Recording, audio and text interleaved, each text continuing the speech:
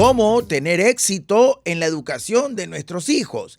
Pero si le echo cabeza, pienso que en el sistema actual, en el modelo educativo actual de nuestro país, que no se ha cambiado, no ha tenido mayor cambio en los últimos décadas o quizás en el último siglo, en ese modelo no hay sino fracaso. Así que vale la aclaración con el uso de este título, ¿verdad? Cómo evitar caer en la trampa, en cómo evitar el fracaso en este modelo educativo caduco. Vamos a abrir el tema creando un poco de contexto. Hay que tener en cuenta, yo creo que una de las primeras cosas que tenemos que tener los padres, que tenemos hijos en etapa formativa, en etapa de escuela o en etapa de colegio, universitaria podría ser otra cosa, ¿verdad? Pero por lo menos para lo que refiere al colegio y a la escuela, es importantísimo que los padres tengan la clara concepción crítica sobre el modelo educativo que impera en nuestro país. Voy a decirlo como es, ojalá que no se resienta nadie, pero hay que decir las cosas, ¿verdad? Y hay que decir que este modelo nuestro, modelo que fue creado hace mucho tiempo, que ha sido manejado por políticos, no por expertos en educación, lamentablemente, sino por personajes políticos que han intentado hacer su mejor trabajo. No obstante, ese aparataje ya sabemos que es un aparataje bien complicado para evolucionar, para adaptarse a las demandas de una sociedad actual, ¿verdad? Entonces, es un modelo que viene de la antigua Alemania, ¿verdad? Se llama modelo, si alguien es curioso y quiere investigarlo, modelo de educación prusiana, ¿verdad? En la antigua Alemania, allá por el siglo XVIII, XIX, si no me equivoco, fue creado este sistema de educación que sirve en mala hora, fue adoptado como sistema para los países de Occidente, ¿verdad? En Alemania surge este modelo con una finalidad, crear buenos ciudadanos leales, decían ellos. Entre paréntesis, crear buenos empleados para las fábricas, ¿verdad? Eso es lo que buscaba a través de un proceso estandarizado, donde se priorizaba el tema de disciplinario, obediencia, donde había una propuesta, ¿no?, de generar gente educada para que trabaje y produzca bien, aporte bien al sistema. Ya luego en el siglo XX, imagino yo, Rockefeller tiene que haber estado detrás de esto de una u otra manera. Importa este modelo de educación de Alemania, se lo lleva para Estados Unidos y desde ahí se cascadea para los países que estamos en el continente americano. Vamos a hablar el bloque occidental. En ese concepto ya tenemos que empezar a pensar que ese modelo lo que buscaba, repito, era formar gente con mentalidad de empleados. Cosa que el día de hoy ya no es tan funcional, ya no es tan favorable, porque ahora las demandas son distintas y las personas, no todas quieren ser empleados.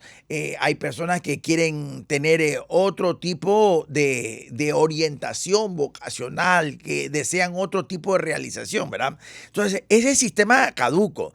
En la parte esta estandarizada, colectiva, nos vamos a centrar en este contexto y te voy a hacer algunos cuestionantes, algunas interrogantes, como para poder movilizar un poquito, analizar un poquito nuestras posturas al respecto, ¿ok? Con respecto al sistema educativo que queremos para nuestros hijos.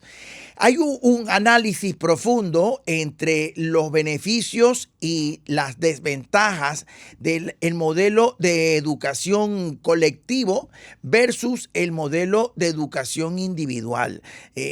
Más antes, en la época del siglo XVIII para abajo, la educación era un proceso individual y solamente era para la gente que tenía buenos recursos. Los hijos de los nobles eran los que podían tener acceso a un tutor que se encerraba, normalmente se mudaba a la casa del acaudalado y ahí tutoreaba. Era un tutor más que un profesor, era un tutor y se encargaba durante etapas de la formación de los muchachos de esa casa.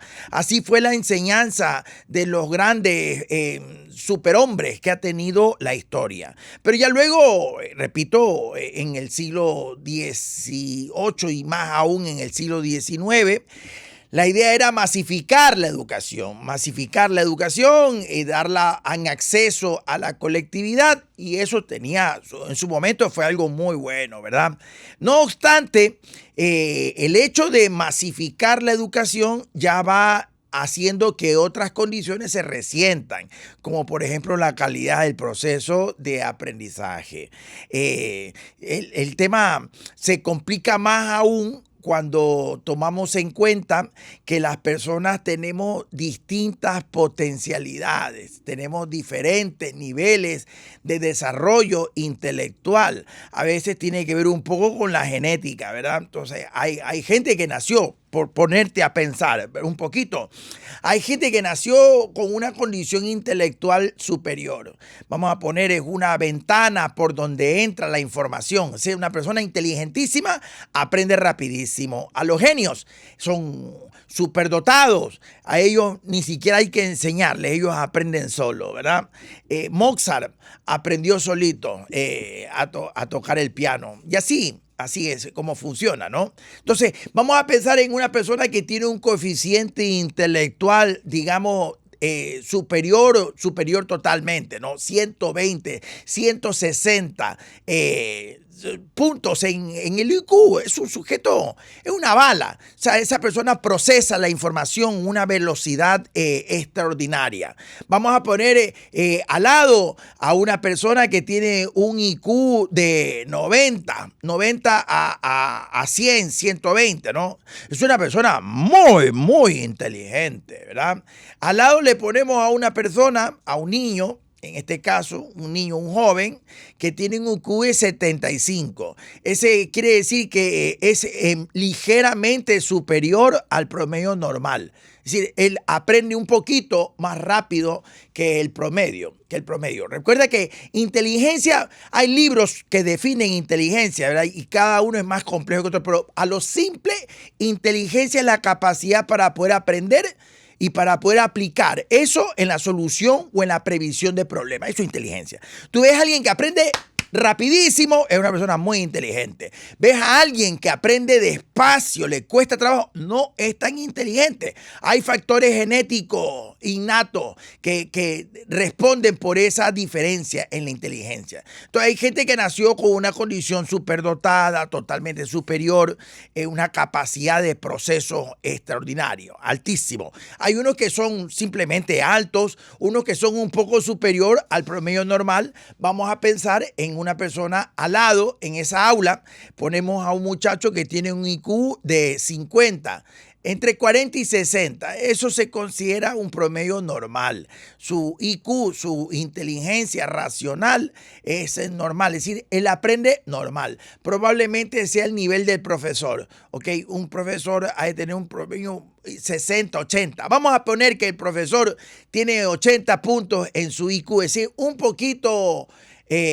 superior al promedio normal, un poco superior al promedio normal, 75 a 90. Ok, al lado le ponemos a otro que tiene un IQ de 30, 20. Ese tiene debilidad intelectual. Habrán distintas razones por las que esa criatura nació con esas condiciones de debilidad intelectual. ¿Qué significa eso? Que es lento para aprender. A él le va a tomar mucho más tiempo aprender a asimilar aquello que para el otro es un pestañeo, ¿verdad? Entonces, en el proceso colectivo, por temas económicos, los unimos a todos. Y ahí nace quizá uno de los grandes errores de nuestro modelo educativo, ¿verdad? Entonces, todos van a intentar manejar y alcanzar el ritmo mandado por el profesor, vamos a ponerlo en una palabra bonita, el líder del grupo, el que marca el camino en ese sistema convencional de aprendizaje, va a ser el profesor, que va a avanzar su cátedra. Entre lo oral va a explicarle a los alumnos, le va a poner tareas, va a poner ejercicio, en el mejor caso, ¿no? Va a poner ejercicio para que los chicos desarrollen. Entonces, el chico que tiene debilidad intelectual le va a costar mucho trabajo, quizás requiera refuerzo después de la jornada educativa, quizás tenga que ponerle un profesor aparte para que refuerce, porque él se demora en asimilar. El que está en un término medio de los 60, los 80, está en su salsa. Él trabaja con el profesor y trabaja muy bien con el profesor. Pero mira la pregunta, ¿qué pasa con ese peladito? ¿Qué pasa con ese niño, con ese joven que tiene un IQ superior, que procesa todo rápido, que procesa rapidísimo? Lo primero que pasa, se aburre, el pelado se aburre rapidito. No puedes a un niñito de 7, 8 años impedirle que se aburra de manera natural. El profesor avanza muy lento para su capacidad de asimilación. Chiquito se distrae, se da la vuelta, comienza a jugar, comienza a distraerse. Ya viene la crueldad, la catástrofe del sistema educativo. Vendrá el profesor, se resiente, se molesta, se frustra y le va a llamar la atención. Como el niño va a continuar, entonces probablemente lo mandan donde el psicólogo, otra figura especial en el sistema educativo de nuestro medio, ¿no? Y el psicólogo le hará unas pruebas, habrá que ver quién, si es que hace las pruebas, ¿no? Y si está preparado para hacer las pruebas, le hará unos tecitos, unos cuantos cuestionarios. Y podría ser que si no tiene el criterio, quiero pensar que si hay psicólogos buenos, ¿no? Que hagan bien su oficio. Pero si es que uno que no está bien formado, probablemente de una manera, no lo sé, cruel, inhumano, lo va a etiquetar a ese chiquitito, le va a poner la etiqueta de hiperactivo, le va a poner otra etiqueta de déficit de atención, lo va a mandar a un aula de recursos especiales. Le pusieron el estigma al chiquitito y le desgraciaron la vida para esa criatura. El papá y la mamá dócilmente, como no critican el sistema, son dóciles y se la creen, se la bancan y asimilarán que su hijo es un chico con problemas. El peladito no tuvo problemas nunca. El único problema que tuvo esa criatura es nacer con una inteligencia superior y no pudo adaptarse a un sistema que estimulaba, que premiaba la mediocridad.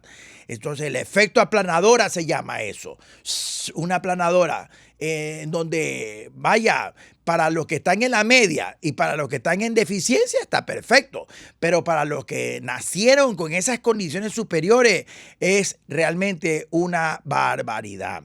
Entonces tú tienes que tener en cuenta en eso que este modelo educativo, del hecho que sea colectivo, grupal, ya supone un atropello a la individualidad del sujeto, no respeta la individualidad. Te preguntarás, ¿y qué hacemos? Vaya, tienes que estar consciente de que el sistema no es un sistema perfecto, que tiene estas falencias, tiene virtudes también, por supuesto, pero tiene estos defectos y tú tienes que estar preparado para poder suplir estos defectos, para poder saltar estas trampas, estos baches del sistema nuestro. Dios quiera que en 20, 30 años esto cambie, 50 años que cambie. soy optimista con el tema de la inteligencia artificial que se está imponiendo en estos años. Estoy muy dispuesto a pensar que después del 2030 el sistema educativo forzosamente en nuestro país tiene que cambiar, ¿verdad? La inteligencia artificial lo va a presionar mucho todo. Entonces, si hay sistemas diferentes que quizás te den una orientación a ti, papacito, mamacita, que estás buscando educar bien a tus hijos. Entonces, yo lo primero que te recomendaría desde mi humilde mirada es que defiendas lo autodidacta. Defiende lo autodidacta, ¿sí? No te conformes con lo que le puedan enseñar a tu hijo en el colegio. Busca sacarlo, ¿ok? Ya listo, hay que cumplir porque hay que sacar el título de bachiller, que es lo que exige el sistema legal nuestro, ¿verdad? Pero no te conformes con eso y busca de manera autodidacta, con guianza o sin ella, de que tu hijo desarrolle un poco, atienda un poco su parte individual, su parte personal. Y que si hay un derrotero que ya tu hijo comienza a mostrar desde temprana edad, explótaselo. Si a tu chiquitito, a tu chiquitita le gustan las matemáticas, no te conformes con las matemáticas que le puedan enseñar en el colegio.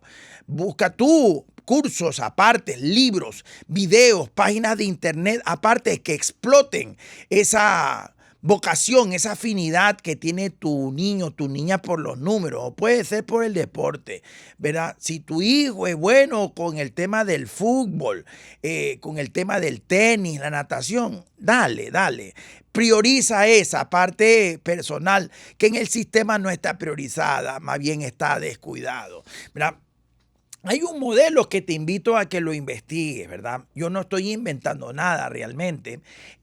Recuerdo que en los 90 tuve el privilegio de viajar a Colombia e interactuar, recibir una guianza de parte del quien yo pienso que es un genio en el tema de la educación, hijo de genio también el hijo, ¿ah? El padre, doctor Ventura Fontán, un erudito español que desarrolló un modelo educativo diferente, totalmente diferente, individualizado, personalizado. Ya te voy a explicar un poquito cómo era este otro modelo.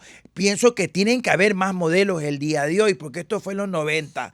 El doctor Fontán creo que murió por principios de los 90. Su hijo, Julio Fontán García, si no me equivoco, hereda la genialidad de su padre. Él muy respetuoso, veneraba, me imagino que ha de seguir vivo, veneraba la imagen, la semblanza de su padre, continuó con su trabajo y perfeccionó el modelo que presentó su papá, en donde el aprendizaje debía ser individual y personalizado. Entonces, no hay una dependencia del profesor para avanzar. Tú ponías en un aula a chiquititos de distintas edades, que podían estar de 12 a 17 años, cada quien con un libro especial, lo llamaba TAO. Si no me equivoco, eran textos de aprendizaje autodirigido, una palabra que no recuerdo con precisión, pero eran unos textos diseñados por los mismos doctores Fontán, padre e hijo. Tenían ya en esa época, no sé, 200, 300 de estos textos. Cada materia, el mismo pensum del colegio, ellos lo procesaban y lo ponían lectura, caso, aplicación, cuestionario para evaluar el aprendizaje. Había un tutor que reemplazaba al profesor. No enseñaba nada. Lo que hacía era supervisar, auditar que la parte operativa del proceso de aprendizaje funcionara. Y había luego un analista que era el que se encargaba de revisar que el alumno esté aprendiendo. Una locura, pues.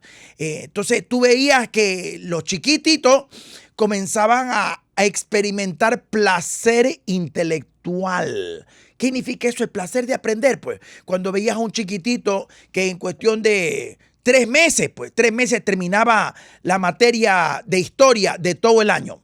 Y yo, yo sí puedo. Él venía del sistema convencional con una etiqueta de quedado de años, repitiendo años. Cuando se metía en este sistema, en 3 meses su autoestima pues comenzaba a activarse. O sea que yo sí puedo, no soy bruto. O sea que yo sí he podido. Hoy, chiquitito, en 6 meses terminaban todas las materias, las 12, 13 materias que componían el pensum académico y pasaban a otra materia. Y que realmente si te pones a pensar, ¿quién te dice que un chico tiene que tomarse 6 años para poder graduarse? Porque ¿quién nos dijo eso? ¿Hace cuánto tiempo? ¿Cómo eran las condiciones de aquella época cuando se planteó ese paradigma de que tenemos que estudiar 6 años de primaria y 6 años de secundaria?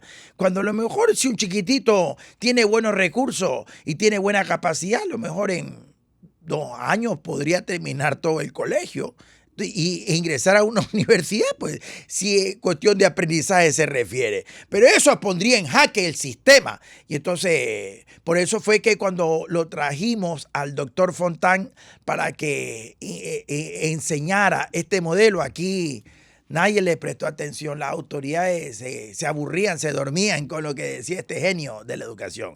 La primera recomendación es que respetes y defiendas lo individual de tu hijo, que converses mucho con tu criatura y que trates de identificar sus derroteros. Y si le encuentras tú un derrotero, una vocación, un gusto, una habilidad a tu hijo, prioriza eso, mi amigo, prioriza eso. Yo digo que vamos a pensar que a Messi le hubieran irrespetado su talento para el fútbol y le hubieran dado palo para que aprenda matemática o para que aprenda química. ¿Te imaginas? No le hubieran respetado la genialidad que él tiene, su inteligencia corporal, ese es su don. Él no sería lo que es el día de hoy, sería quizás un hombre mediocre o fracasado. Entonces, no cometas ese error, respeta la individualidad de tu hijo. ¿Por qué? Y tienes que defenderla, porque el sistema lo anula, el sistema prioriza lo colectivo sobre lo individual. No cometas ese error, no permitas que ese sistema atrofie la individualidad de tu hijo. ¿Qué otra recomendación? Que investigues un poquito sobre los sistemas de educación que existen en otros países. Acá en Ecuador me parece que muy pocos colegios lo respetan. Tiene que haber, quiero pensar que es un optimismo que sí tienen que haber algunos colegios que respeten el concepto de autonomía, de individualidad en el momento, en el proceso de aprendizaje, ¿verdad? Te había puesto como referencia el modelo Fontán. Lo puedes investigar de esa forma. Creo que inclusive hay un colegio Fontán.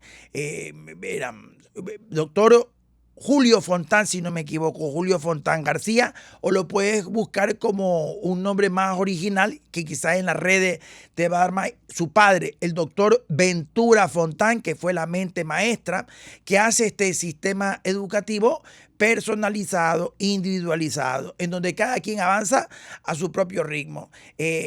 Supone irse en contra del sistema y uno tiene que estar preparado para eso, ¿verdad? Por el momento, hasta que el sistema no evolucione, creo yo que es saludable que los padres vean con una mirada crítica, escéptica, la propuesta del modelo educativo nuestro. Seguro que esto tiene que cambiar en los próximos años, ¿verdad? ¿Qué más te voy a recomendar? Que veas a tu hijo, que le pongas tus límites claros, ¿verdad? Siempre es importante que tú entiendas que el colegio va a enseñarte la parte técnica. Eso es importante. No le podemos endosar al colegio esto. Un cordial saludo que me está entrando el mensaje para mi amigo Alex Baidal, que me está mandando unos saluditos. ¿Ok? Y también para mi amigo Michael Trujillo. Volviendo al punto. Tienes que entender que el sistema tiene sus cosas buenas, pero tiene estas cosas malas en educación, ¿verdad? Que mientras más pronto tú le prestes atención a lo individual a tu hijo, eso es bueno. Tienes que entender que no puedes endosarle la parte formativa, no se la puedes endosar al 100% al colegio. Ahí hay que ser justo. El tema de los valores, la parte ya de calidad humana, el ser, no le puedes endosar al colegio esa responsabilidad. Pues.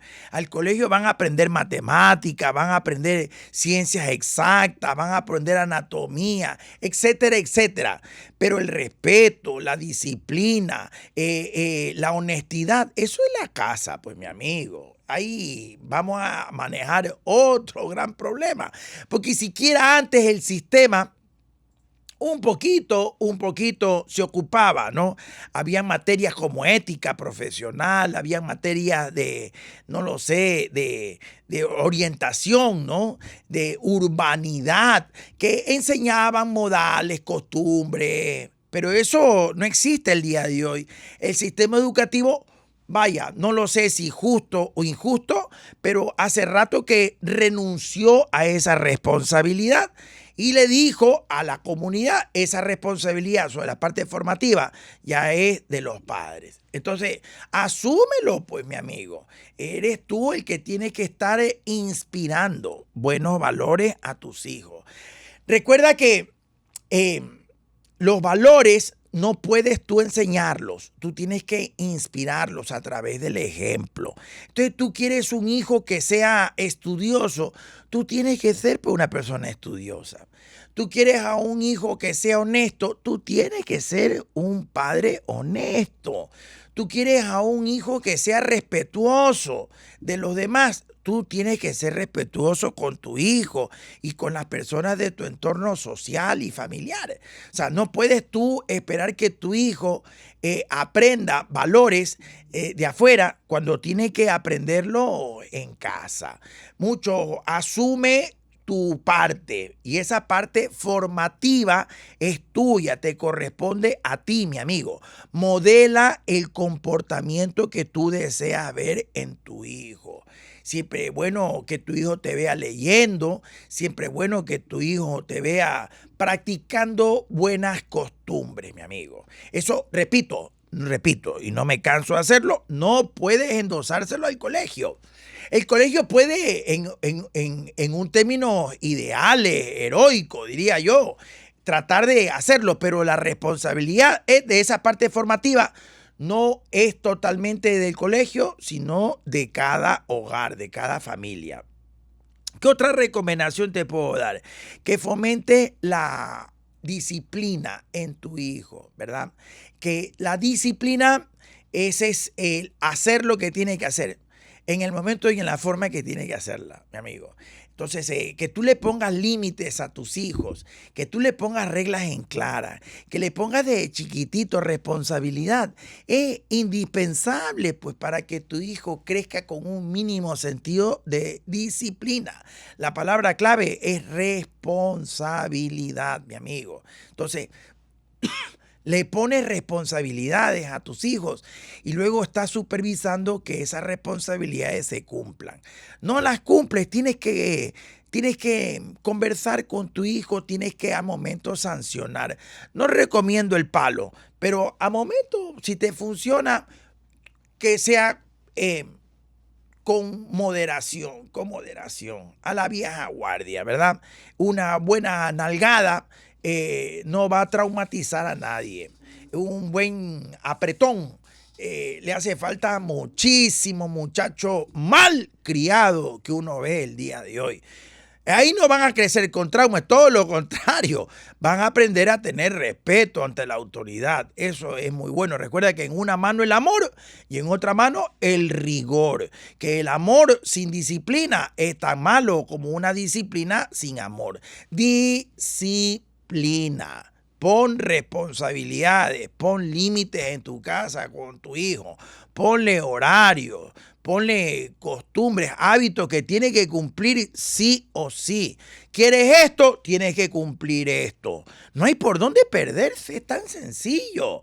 Es por cada derecho que tiene el niño, tiene que tener pues un deber, una responsabilidad. Tiende la cama, ayuda a tu hermano menor, hacea esto, sirve la mesa, pero algo. Haz algo. ¿Qué error tan grande cuando hemos descuidado esa parte en los hogares? Y luego queremos que el colegio haga magia y discipline a un muchacho indisciplinado. Lo que es peor, nos ponemos embroncados si en el colegio todavía queda algún buen maestro que quiera disciplinar a tu. ¡Ay, no, a mi bebé nadie le llama la atención! Nada, pues está haciendo lo que tú no hiciste, pues. No lo disciplinaste a tu hijo. Disciplina, pon límites, haz que tu hijo crezca con sentido de autonomía, con sentido de independencia, ¿verdad? Mira, a los hijos siempre hay que verlos en el futuro. No solamente como lo que son, sino como lo que tienen que llegar a ser. Y tú quieres que mañana tu hijo sea un joven, autónomo, independiente, maduro, un hombre, una mujer de bien, empieza desde ya. La palabra clave la repito y no me canso de hacerlo: responsabilidad y disciplina. Responsabilidad. Dale responsabilidad a tu hijo, acorde a la edad de tu hijo. Algunos autores hay. Montessori es una apasionada, una psicóloga de la educación, una investigadora de la educación de época pasada. Tiene unos estudios donde te da la pauta de la escala de responsabilidades que un niño puede ir asumiendo acorde a su edad. Hay científicos actuales que siguen haciendo lo mismo. La información está ahí en las redes, ¿verdad? ¿Qué responsabilidades puedo darle a un hijo de 9 años? ¿Qué responsabilidades debe tener un niño de 12 años? ¿Qué responsabilidades puedo darle a una criatura de 5 años? Cosas básicas, pero va de poco a poco, desde el inicio. Chiquito, va creciendo bien. Sácalo. Otra recomendación: ocúpale el tiempo libre, mi amigo. Que el tema tenga un equilibrio saludable, ¿verdad? ¿Qué significa eso? Mente sana en cuerpo sano. Si lo estás enviando a un colegio, lo estás enviando a un instituto a aprender a tu hijo, ¿verdad? La parte de las ciencias, la parte técnica, tú tienes que compensarlo, ¿verdad? La parte social, la parte de lo que serían la inteligencia emocional, eso no te lo da el sistema. Debería darlo, pero no lo da. No lo da. Yo te recomendaría que ocupes a tu hijo en el tiempo libre, más que sea una vez a la semana. Inscríbelo, hazlo que participe en otro tipo de ambiente, quizás en grupo de acción social, grupos artísticos, culturales, grupos religiosos, que le ayuden pues a esa criatura a tener otro tipo de relaciones, a interactuar con otro tipo de personas. Tremendamente exitoso, por ejemplo, en ese aspecto. En ese aspecto, estos movimientos, yo pienso que todavía existen. El escultismo es lo que nosotros ordinariamente llamamos Boy Scouts, que en aquella época eran Boy Scouts, como ahora tenemos el feminismo ahí respirando en la nuca. Ahora hay que decir Girl Scouts también, pues no, porque si no lo dice que lo estamos discriminando. Pero se entendía que eran niños y niñas, estos que hacen actividades al aire libre, bonita práctica, en que tú logras de muchas cosas con eso. Lo primero que lo estás desconectando de la tecnología, que bueno, desconectar al chiquito de la pantalla. Lo otro, que le estás dando otro tipo de relaciones con otro tipo de personas que quizás lo ayude a mantener una mirada mucho más saludable, ¿no? Sobre todo si en el colegio en donde estudia tu hijo ya le pusieron una etiqueta, le hacen bullying, que él vaya a otro grupo en donde sepa que no todo el mundo es como lo son los chicos de su colegio. Es tremendamente beneficioso, puede ser muy beneficioso para tu hijo, ¿verdad? Que tú promuevas ese equilibrio en aprendizaje. Mente sana en cuerpo sano. En cuerpo sano, ¿verdad? Entonces trabaja la parte física, trabaja la parte de las habilidades sociales, trabaja la parte de estos otros conocimientos que vendrían siendo las habilidades blandas. Ahí voy a hacer una puntuación muy fuerte, ¿verdad? Vamos a pensar, y esto lo tiene que haber planteado Daniel Goleman hace ya algunas décadas atrás, el creador de la teoría de la inteligencia emocional.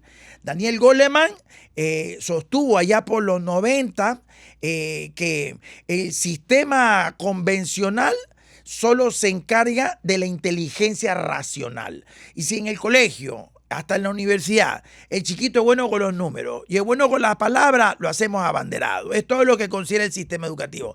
Y está bien, de eso se encarga el sistema educativo.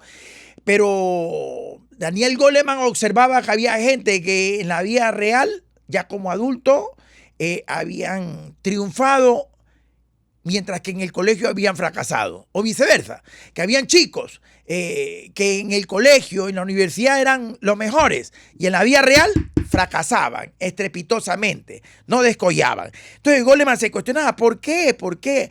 ¿Por qué? Si lo lógico era pensar que el chiquito que fue abanderado en la escuela, en el colegio, que fue medalla de oro en la universidad, triunfe pues, en el medio laboral. Y eso no se cumple, siempre no se cumple. Y hay más bien casos en donde tú ves a un chiquitito, a una persona que en el colegio fue malo, fracasó, que repitió años, que tuvo que cambiarse de colegio, de un colegio a otro colegio, y lo ves que ya como adulto triunfa aparatosamente. La respuesta que Daniel Goleman presenta en su momento es que el sistema educativo convencional solo valora la inteligencia racional, números y palabras, lo verbal y lo matemático, pero que hay otras inteligencias que deben ser valoradas y que son responsables en gran medida del éxito personal y profesional también, ¿verdad? A estas inteligencias, algunas de ellas, la intra y la interpersonal, las llamó inteligencia emocional, mi amigo. El sistema educativo lamentablemente debería ser, ¿no? Y es probable que después del 2030 sea, ¿no? En primer curso de colegio, que le enseñen a la gente a ser feliz, pues, cómo encontrar la felicidad ante la dificultad, cómo sobreponerse ante la adversidad, cómo amar a una persona, diferencias entre el buen amor y el mal amor, etcétera, etcétera. Son tópicos que corresponden a la inteligencia emocional. Curso para controlar la ira. Cómo manejar la ira, nivel 1, 2 y 3. Cómo evitar romperle la cara a la gente, nivel 1, 2 y 3. Cómo ser perseverante.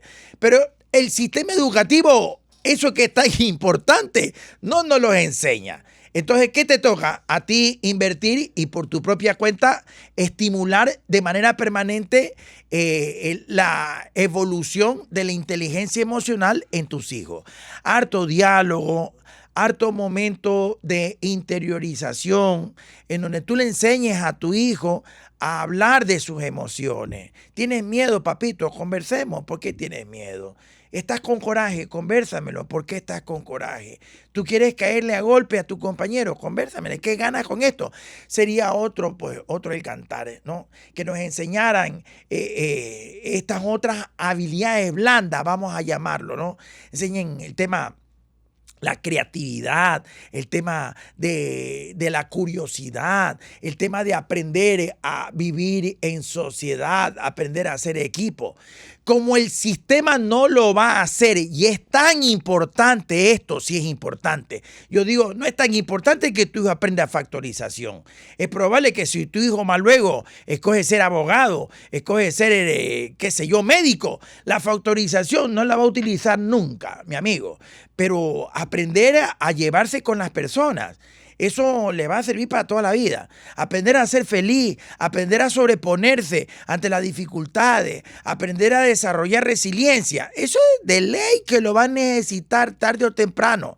Entonces, como el colegio, el sistema no se ocupa de esto, ¿qué te toca a ti? ¿Te quedas con los brazos cruzados quejándote o le metes ficha y por tu propia cuenta modelas y buscas material para que tus hijos se eduquen en estas habilidades blandas? Yo tiene una recomendación muy importante, que entiendas que Las habilidades duras, y esto estoy seguro que lo hemos conversado con algunos de los invitados del programa, ¿verdad? Las habilidades duras probablemente en las próximas décadas van a venir en desuso, porque la inteligencia artificial se va a ocupar de todos estos cálculos exactos que nosotros llamamos el día de hoy habilidades duras, ¿verdad? La máquina, un programita, se va a ocupar de eso. Pero esta parte de la parte humanística, la parte de las habilidades blandas, estas habilidades psicológicas, por así llamarlas, eso no lo puede hacer pues la máquina. Entonces eso va a venir en auge. Si el colegio no lo hace, no se ocupa de esto, ocúpate de tú, mi amigo. Vaya, la última recomendación que te voy a hacer es que siempre valores mucho el esfuerzo que hace tu hijo en el momento de aprender. Es decir, no busques los 20, mi amigo, no busques los 20 en mala hora. El sistema educativo califica con puntos el éxito en el aprendizaje, ¿no? Entonces, te dan una información en el sistema educativo que tenemos, te dan una información y luego te dan un cuestionario. Y si el alumno respondió bien el cuestionario, pensamos que es exitoso. Pero puede ser que él copió, pero puede ser que él aprendió de memoria, o puede ser que tenía el cuestionario y estudió con el cuestionario que le facilitó. Sí, puede ser que hizo trampa. Eso no valora el sistema nuestro, solamente valora el resultado final en el cuestionario. Gran parte del problema que tenemos, ¿no? No hay un refuerzo sobre la parte formativa. Entonces, yo lo que te recomendaría es que tú refuerces esa parte. Entonces, no busques los puntos. Es indistinto si tu hijo saca 20 o saca 18. Lo más importante es que tu hijo disfrute del proceso. Lo más importante es que tu hijo logre aprender a superar sus dificultades. A eso me refiero con la parte formativa.